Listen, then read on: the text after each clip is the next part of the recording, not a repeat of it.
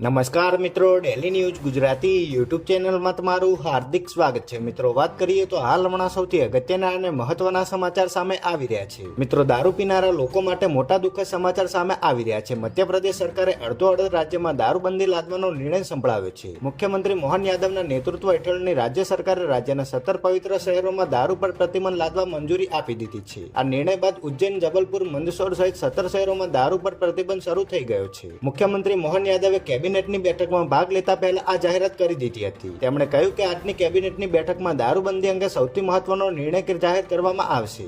મોહન સરકારે રાજ્યના 17 ધાર્મિક શહેરોમાં દારૂબંધીનો નિર્ણય લીધો છે, જેમાં ઉજ્જૈન, ઓમકારેશ્વર, મૈહર, ખજુરાહો, મહેશ્વર, ઓરછા, સાંચી, જબલપુર, મંદસૌર જિલ્લાનું નામ સામેલ છે। મુખ્યમંત્રીએ કહ્યું કે દારૂના કારણે પરિવારો બરબાદ થઈ જાય છે, તેના કારણે સામાજિક બદીઓ પણ ઊભી થાય છે। તેથી જ દેશી હોય કે પછી વિદેશી, ધાર્મિક શહેરોમાં દારૂની દુકાનો બંધ કરી દેવામાં આવશે। આ નિર્ણય કાલથી જ લાગુ કરી દેવામાં આવ્યો છે। આ નિર્ણય બાદ 17 શહેરોમાં દારૂ પર પ્રતિબંધ શરૂ થઈ ગયો છે।